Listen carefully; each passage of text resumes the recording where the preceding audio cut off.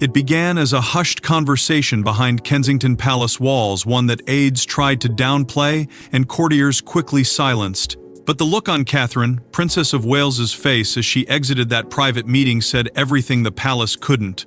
Something was wrong. And it wasn't just about the present, it reached back into a legacy Princess Diana had once tried to protect. Before we go deeper into what this really means for the royal family, make sure to subscribe so you don't miss a single update. What unfolded in that room was not a routine discussion, not another carefully managed internal briefing designed to maintain composure and control. Instead, it was something far heavier, something that carried the unmistakable weight of history pressing against the present. Reports suggest that Prince William, Prince of Wales, had been called into a confidential session alongside senior legal advisors. The kind of gathering that only happens when the monarchy senses a shift it cannot publicly acknowledge. The tone, as insiders whisper, was unusually restrained, almost tense, as if every word spoken carried consequences far beyond the walls that contained them. At the center of it all was not a current crisis, but a discovery, one that forced those present to confront something long buried beneath layers of protocol and silence. The document itself, according to those familiar with the matter, was not meant to resurface. A sealed archival note, tied directly to Diana's private correspondence, had been uncovered during what was initially described as a routine review of historic materials. Yet the moment its contents were recognized, the atmosphere reportedly changed. What had begun as procedure quickly became something far more urgent. The language inside the document was described as precise, almost unsettling in its clarity, referencing not just personal concerns but a broader, almost prophetic understanding of how certain dynamics within the royal structure might evolve. And at the center of that foresight was a name that could not be ignored: Queen Camilla. This was not a vague expression of unease or an emotional reflection frozen in time. It was, as some interpretations suggest, a calculated observation, one that hinted at a future conflict framed in a way that implied inevitability rather than speculation. Those who reviewed the note reportedly paused, not because of what it said outright, but because of how closely it seemed to mirror the present reality. It raised questions no one in that room could easily dismiss. Had Diana seen something others had chosen to overlook? Or had the institution itself quietly moved in a direction it once believed it could control? Almost immediately, restrictions were placed. Palace aides were instructed to limit access to the document, an unusual move that signaled just how sensitive the situation had become. This was not about protecting a historical artifact, it was about containing the implications of what it revealed. Catherine's reaction, described as visibly shaken, only added to the gravity of the moment. She was not someone easily unsettled, not someone prone to public displays of uncertainty. Yet those who saw her leave the meeting noted a shift, something in her expression that suggested this was more than just information. It was a realization. And as the weight of that realization settled, it became increasingly clear that this was not a new issue suddenly emerging from nowhere. Insiders suggest that fragments of this concern had existed for years, quietly acknowledged but never fully confronted. Conversations that once seemed isolated now appeared connected, forming a pattern that had remained hidden until now. What had changed was not the existence of the issue but the fact that it could no longer be ignored. Because once a truth like this surfaces, it does not remain contained. It moves, it spreads, it forces those at the center of it to respond. And within the carefully balanced world of the monarchy, where every decision is measured against legacy and perception, even the smallest shift can ripple outward in ways no one can predict. Which is why this moment is this quiet, controlled, deeply unsettling moment felt less like a discovery and more like the beginning of something far larger. But the chilling truth wasn't just about what Diana foresaw, it was about who had quietly tried to ignore it and why it was resurfacing now. The document wasn't supposed to be opened, not now, not ever. Yet buried within a sealed royal archive, a letter reportedly written by Princess Diana surfaced with language so precise, so unsettling, that even seasoned palace officials were left shaken. What followed that discovery was not immediate clarity, but a slow and uneasy unraveling of something far more complex than anyone in that room had anticipated. The origins of the letter traced back to the final years of Diana's life, a period already surrounded by scrutiny, emotion, and an undercurrent of tension that had never fully settled. But this was different. This was not about personal reflection or emotional expression. Those familiar with the document suggest it carried a tone that was unusually deliberate, almost structured, as if it had been written with the awareness that it might one day need to speak beyond its time. And that realization alone was enough to shift how it was being interpreted. As the contents were reviewed, what stood out was not a single statement, but a pattern of references, phrases that pointed toward what Diana described as future positioning within the monarchy. It was language that felt calculated, careful, and deeply aware of the institution she had once been part of. There was no direct accusation, no overt claim, yet the implication was impossible to ignore. It hinted at a future where influence would be reshaped, where roles might evolve in ways that could alter the delicate balance the monarchy depended on. And within those carefully chosen words, one presence seemed to linger just beneath the surface: Queen Camilla. The warning itself was subtle, almost restrained, but that restraint only made it more powerful. It did not attempt to confront or condemn. Instead, it suggested awareness and understanding of how influence could grow, how perception could shift, and how certain positions within the royal structure could become more significant over time. Those who analyzed the letter reportedly found themselves returning to the same question again and again. Was this simply observation, or was it something closer to anticipation? Because if it was the latter, then it meant Diana had not only seen the dynamics of her time, but had also projected them forward with unsettling accuracy. What added another layer of tension was the legal framing embedded within the document. According to interpretations shared quietly among palace insiders, the language did not read like personal correspondence alone. It carried elements that suggested foresight about institutional shifts, almost as if Diana had understood that the monarchy was not static, but something that could evolve in ways that might challenge its own traditions. This raised a difficult and uncomfortable possibility, that her words were not just reflective, but strategic. And if that was true, then the question of how seriously they should be taken became far more complicated. Archivists, bound by protocol and trained to treat historical documents with measured distance, reportedly reacted in a way that was anything but detached. The letter was flagged as sensitive beyond protocol, a designation rarely used and never applied lightly. It signaled that this was not simply a matter of preservation, it was a matter of consequence. Access was limited, discussions were contained, and yet the very act of restricting it only seemed to amplify its significance. Because when something is treated with that level of caution, it inevitably invites deeper scrutiny. And then came the debate, the quiet, controlled, but deeply consequential debate over what the letter actually meant. Some argued that it should be viewed as a personal artifact, a reflection of one individual's perspective at a specific moment in time. Others, however, suggested that dismissing it so easily would be a mistake. They pointed to the precision of its language, the clarity of its implications, and the way it seemed to align with developments that had unfolded years later. The question was no longer just about interpretation. It was about weight.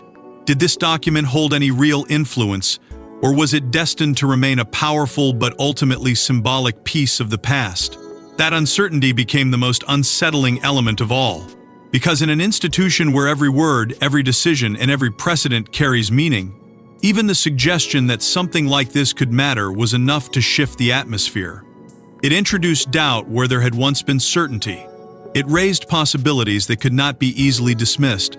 And perhaps most importantly, it forced those at the center of the monarchy to confront something they had long avoided: the idea that the past was not as distant as it seemed. But what made the letter truly explosive wasn't just its prediction, it was the implication that someone had already tried to act against it. For years, the monarchy moved forward as if the past had settled itself, but beneath the surface, the very scenario Diana warned about appeared to unfold in plain sight, step by step, title by title. At first, it didn't look like a transformation. It looked like patience. The gradual repositioning of Queen Camilla from a figure once surrounded by controversy into one standing at the very center of royal authority was never framed as a dramatic shift. It was presented as evolution, measured, deliberate, almost inevitable. But for those who remembered the earlier tensions, those who had witnessed the fractures that defined an earlier era, this progression carried a quiet weight that could not be ignored, because what appeared on the surface as acceptance felt beneath it Like something far more complex, a slow rewriting of what had once been fiercely contested ground. Public resistance, once vocal and unwavering, did not disappear overnight. It softened, it adjusted.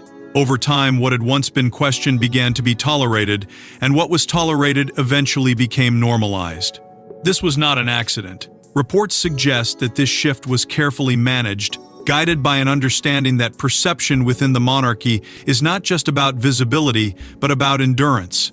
The longer something remains in place, the more it begins to feel permanent. And permanence within an institution built on continuity has a way of reshaping even the strongest memories.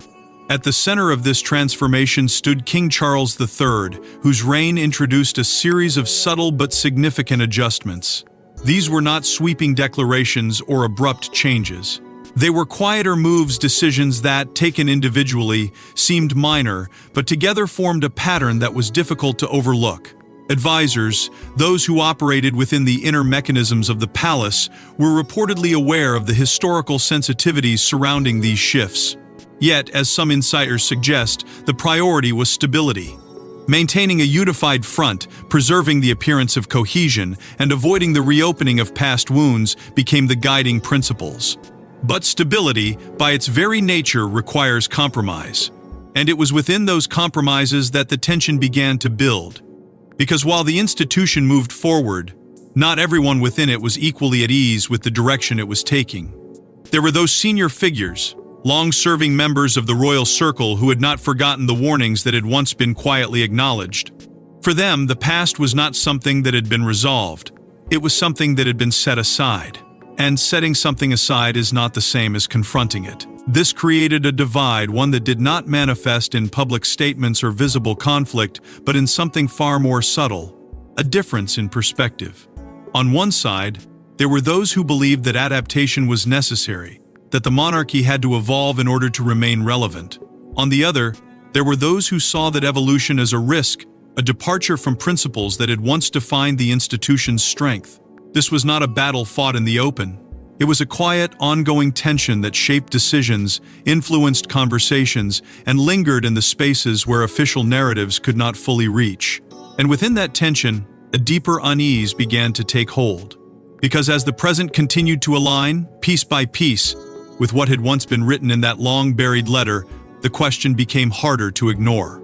Was this simply the natural progression of events, or was it the unfolding of something that had been anticipated long before it came to pass?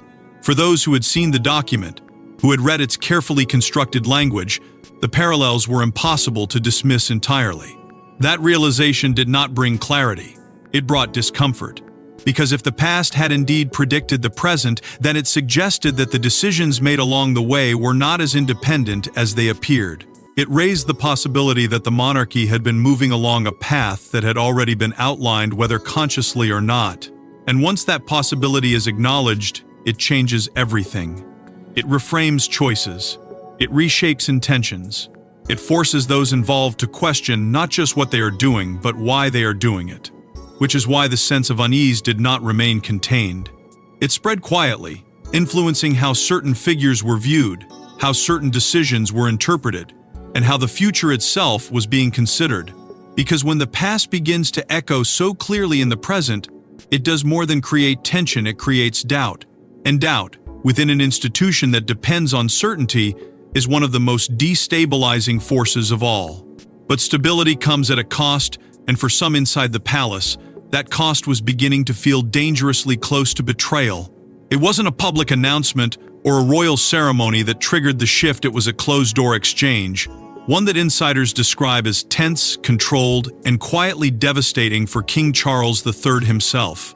What unfolded in that private setting did not resemble the carefully managed conversations the monarchy is known for. This was not about strategy or public positioning. It was about confrontation, quiet, deliberate, and unavoidable. Reports suggest that Charles was presented directly with the contents of the letter attributed to Princess Diana, not as a historical curiosity, but as a document whose implications could no longer be ignored. For a moment, the past was no longer distant. It was immediate, and it was demanding to be acknowledged.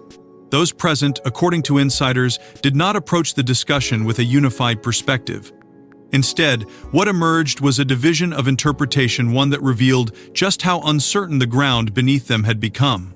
Legal advisors reportedly framed the document cautiously, emphasizing its ambiguous authority, suggesting that while its language was striking, its enforceability remained unclear.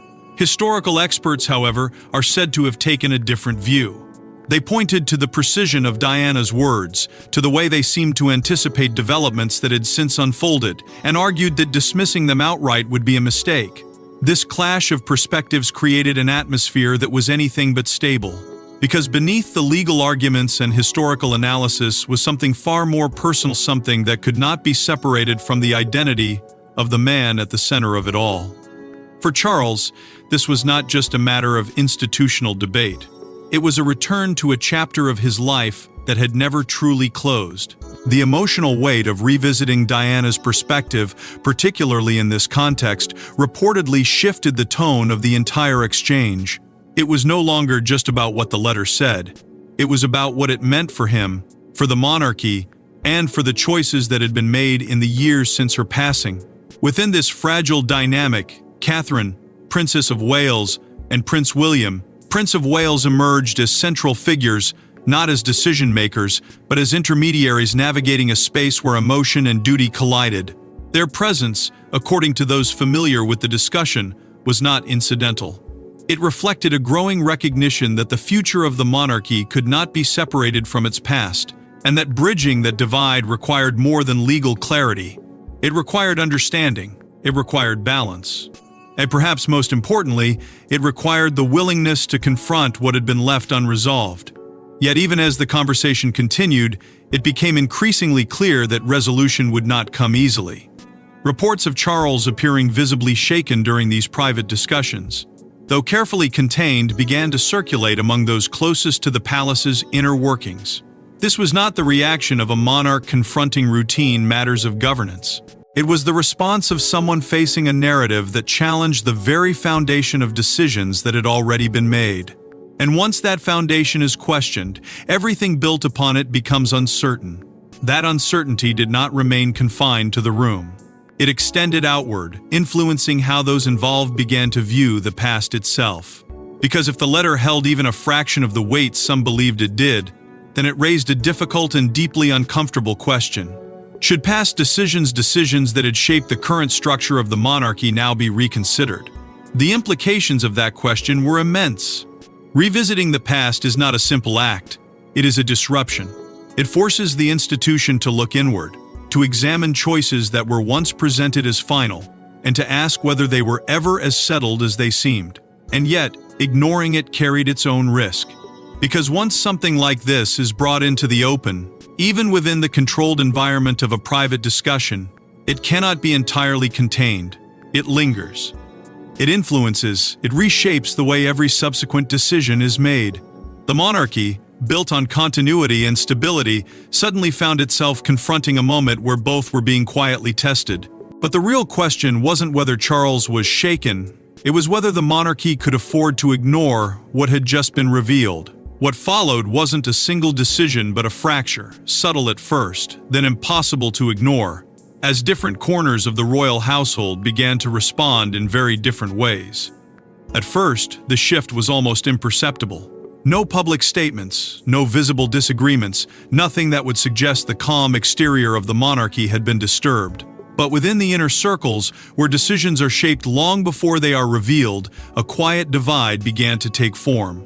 Reports suggest that those closest to the institution started to separate not physically, but ideologically. On one side were the traditionalists, figures who believed that the monarchy's strength lay in its continuity, in its ability to hold firm to the principles that had defined it for generations. On the other hand, those who saw adaptation as unavoidable, who argued that survival required flexibility, even if that meant redefining certain long-standing norms. This was not a sudden conflict. It was a gradual divergence shaped by the weight of recent revelations and the growing realization that the past could no longer be treated as distant. At the center of this emerging divide stood Prince William, Prince of Wales, whose position, according to insiders, began to lean more clearly toward legacy preservation. This was not about resistance to change, but about safeguarding the integrity of the institution.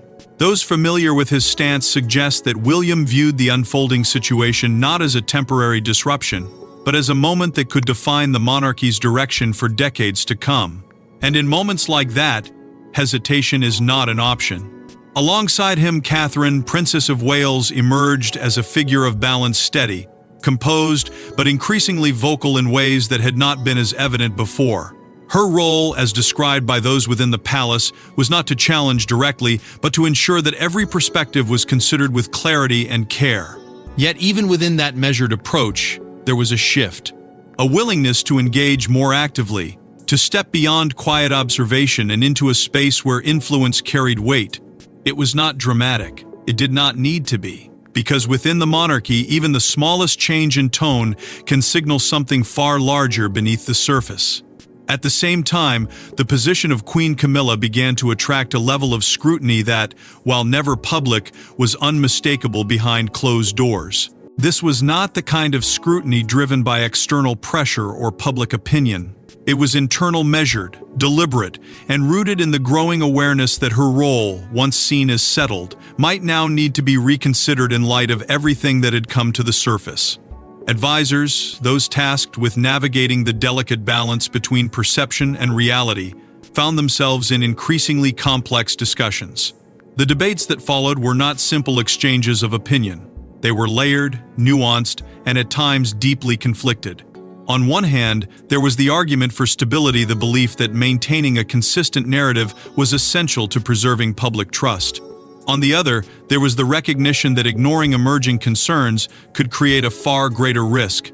Institutional stability and public perception are rarely aligned perfectly, and in this moment, the gap between them began to widen. Each decision carried consequences, not just in the present, but in how the monarchy would be perceived in the years to come. As these discussions continued, a broader realization began to take hold.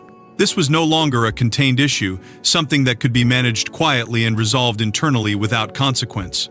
It had become something larger, a moment of reckoning that touched every aspect of the institution. The sense that the monarchy stood at a crossroads was no longer a distant possibility. It was an immediate reality. One path led toward preserving continuity at all costs, even if it meant setting aside difficult questions. The other demanded confrontation, an acknowledgement of complexities that could reshape the institution in ways that were impossible to fully predict. And within that tension, the fracture deepened. Not into open conflict, but into something more enduring, a divergence of vision that would influence every decision moving forward. Because when an institution built on unity begins to question itself from within, the effects are not immediate, but they are inevitable. They shape the future quietly, steadily, until the moment arrives when those underlying differences can no longer remain hidden. And as the divide deepened, one reality became impossible to escape. This was no longer about the past, but about the future of the crown itself. Even decades later, Princess Diana's presence continues to shape the monarchy in ways few could have predicted. Her voice, once silenced, now echoing through decisions she never lived to see. What makes that presence so powerful is not just memory but meaning. Diana was never simply a figure within the royal family. She became something larger, something that extended beyond titles and roles into the realm of public emotion and collective identity. Her story, marked by both extraordinary admiration and profound struggle, created a connection with the public that has never fully faded. And because of that connection, her influence did not end with her lifetime. It transformed. It evolved into a force that continues to shape how the monarchy is seen, understood, and judged. Reports suggest that within the palace itself, this enduring perception is never far from consideration. Every decision, every shift in tone is measured not only against tradition, but against the memory of what Diana represented. But her influence is not confined to public perception alone. It operates on a more personal level as well, particularly for those who knew her, who experienced the complexities of her position firsthand. For them, Diana is not just a symbol. She is a presence, one that carries emotional weight, one that resurfaces in moments when the monarchy faces questions it cannot easily answer. And now, with the resurfacing of her words, that presence has taken on a new dimension. because what was once seen as reflection now feels closer to foresight. The realization that her perspective may have anticipated elements of the present adds a layer of intensity that cannot be ignored. It transforms her legacy from something remembered into something actively shaping the present moment. This transformation is perhaps most visible in the role of Catherine, Princess of Wales, who increasingly appears to stand at the intersection of past and future. Catherine's position within the monarchy has always been defined by balance between tradition and modernity, between expectation and individuality. But in this moment, that balance takes on deeper significance. Insiders suggest that she is seen not only as a stabilizing presence, but as a bridge, someone who can carry forward the values that Diana came to represent, while also navigating the realities of a changing institution. This is not a simple role. It requires sensitivity, awareness, and a willingness to engage with complexities that have no clear resolution. Yet even as Diana's influence continues to resonate, questions begin to surface about how much weight her words should carry in the present. The monarchy, by its very nature, is an institution that looks forward while drawing strength from its past. But when the past begins to speak with such clarity, it creates a tension that cannot be easily resolved. Should her perspective be treated as guidance, as a reflection of a specific moment, or as something more enduring? Those within the palace, according to various interpretations, are not unified in their answer. Some see her words as deeply significant, a reminder of values that should not be overlooked. Others argue that the monarchy must remain grounded in its current reality, that it cannot allow itself to be shaped by interpretations of what might have been anticipated. This uncertainty extends beyond the palace walls, feeding into a renewed public fascination with the monarchy's internal dynamics. The resurfacing of Diana's perspective has reignited interest in questions that many believed had been settled. It has drawn attention back to unresolved tensions, to the complexities that have always existed beneath the surface. And in doing so, it has amplified the sense that the monarchy is once again at a moment of transition. Not a visible one, not something marked by ceremony or declaration, but something quieter, more profound, a shift in how its past and present are understood in relation to each other.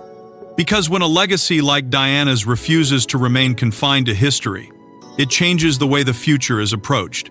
It introduces a layer of reflection into every decision, a reminder that the monarchy is not just an institution, but a narrative one that is constantly being shaped by those who came before and those who will carry it forward. And as that narrative continues to unfold, the presence of Diana remains woven into it, influencing not just how the monarchy is seen, but how it sees itself. But legacy alone doesn't dictate outcomes, and the monarchy now faced a decision that could redefine everything. Behind closed doors, where history is written in silence rather than spectacle, the royal family reportedly confronted a question that had no easy answer and no safe outcome. What made this moment so charged was not just the complexity of the issue, but the realization that every possible path forward carried its own risk. This was no longer about interpreting a document or debating the meaning of words written years ago. It had evolved into something far more consequential, a decision point that would shape the structure, perception, and internal balance of the monarchy itself. Reports suggest that within these private discussions, the focus shifted toward a fundamental question. Should existing roles be reaffirmed as they stood, preserving continuity at all costs, or should they be redefined in light of everything that had come to the surface? This was not a theoretical debate. It was immediate, pressing, and deeply personal for King Charles III, who found himself at the center of a conflict that extended far beyond institutional duty. On one side stood personal loyalty relationships built over years, shaped by shared experiences and private understanding. On the other stood the responsibility of the crown, an obligation that demands decisions be made not for individual comfort, but for the long-term stability of the institution. Insiders suggest that this tension weighed heavily, creating a situation where no choice felt entirely right, yet inaction was no longer possible. As the discussions unfolded, Prince William, Prince of Wales's influence became increasingly apparent. This was not a matter of authority, but of perspective. William, positioned as the future of the monarchy, was seen as someone who would ultimately inherit the consequences of whatever decision was made. Those familiar with the conversation suggest that his stance leaned toward clarity, toward ensuring that monarchy's direction remained grounded in principles that could withstand both public scrutiny and internal pressure. His role in these discussions was not confrontational, but it was firm. And in moments like this, firmness carries weight. At the same time, the position of Queen Camilla became the subject of careful, measured evaluation. This was not a process marked by open criticism or direct challenge. Instead, it unfolded through quiet consideration, through questions raised in controlled settings where every word was chosen with precision. The issue was not her presence alone, but what that presence represented within the broader narrative that had begun to take shape. Advisors, tasked with navigating these complexities, reportedly approached the matter with extreme caution, because any adjustment, no matter how subtle, had the potential to create ripples far beyond the immediate context. That caution was not without reason. The monarchy exists within a delicate balance of tradition and perception, and any visible shift carries the risk of public reaction. Advisors are said to have emphasized the importance of avoiding unnecessary fallout, urging that any decision be framed in a way that preserved stability. Yet beneath that careful approach was an acknowledgement that stability itself was no longer guaranteed. The very act of considering change had already introduced uncertainty, and uncertainty, once present, cannot simply be undone. As these conversations continued, a deeper understanding began to emerge, one that made the situation even more difficult to resolve. This was not a matter that could be neatly concluded with a single decision or a clear directive. It was something that would define the monarchy's trajectory, influencing not just its present structure, but its future identity. Every option carried consequences that extended beyond the immediate moment, shaping how the institution would be perceived for years to come. And within that realization, the weight of the moment became undeniable. Because when an institution built on continuity reaches a point where it must question its own foundations, the outcome is never simple. It is layered, complex, and often uncertain. The monarchy, in this instance, was not just responding to a challenge, it was confronting itself, forced to decide what it stood for and how it would carry that forward. And just when it seemed a resolution might emerge, a final realization shifted everything once again. In the end, this was never just about a letter, a prediction, or even a single royal figure. It was about a legacy that refused to remain buried, no matter how carefully it had been sealed away. What this entire unfolding situation revealed was something far deeper than a moment of internal tension. It exposed the monarchy's ongoing struggle to exist between two forces that are constantly pulling in opposite directions: tradition and evolution. For generations, the strength of the institution has come from its ability to remain steady, to present itself as unshaken by the passage of time. And yet, time does not stand still. It reshapes expectations, it challenges old structures, and it forces even the most enduring institutions to adapt. The difficulty lies in how that adaptation is managed, because every change carries the risk of losing something that once defined the very essence of the crown. Within that fragile balance, the influence of Princess Diana continues to echo in ways that are both subtle and profound. Her voice, once seen as part of the past, now feels intertwined with the present, guiding conversations, shaping perspectives, and influencing decisions that are never publicly acknowledged. It is not a direct presence, not something that dictates outcomes, but something far more complex. A quiet force that lingers in the background, reminding those within the monarchy that certain truths, once spoken, do not simply disappear. They remain, waiting for the moment when they can no longer be ignored. For King Charles III, this moment has come to define his reign in a way that few could have anticipated.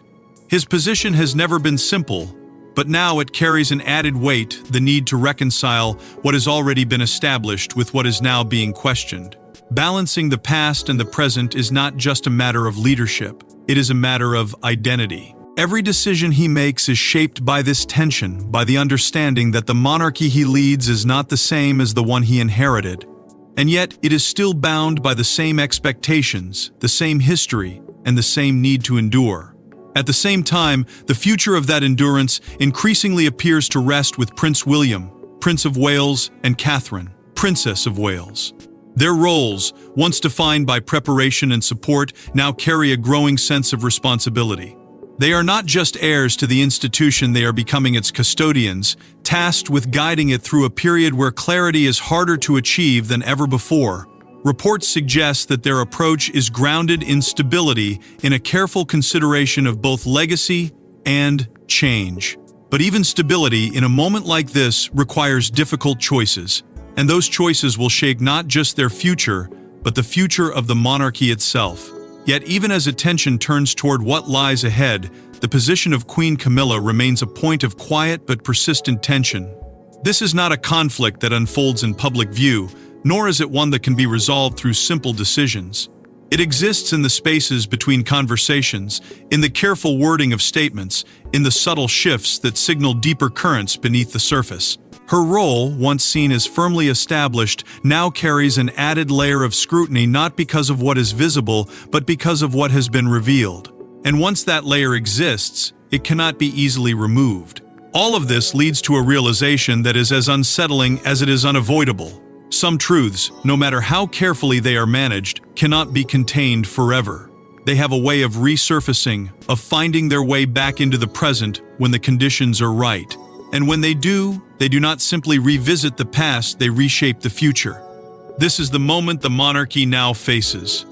Not a single decision, not a single event, but a convergence of history and reality that demands to be acknowledged. Because in the House of Windsor, the past never truly disappears, it waits, it lingers, and when the moment is right, it returns to be heard. Thanks for watching. Please don't forget to like and subscribe, and we will see you in the next one.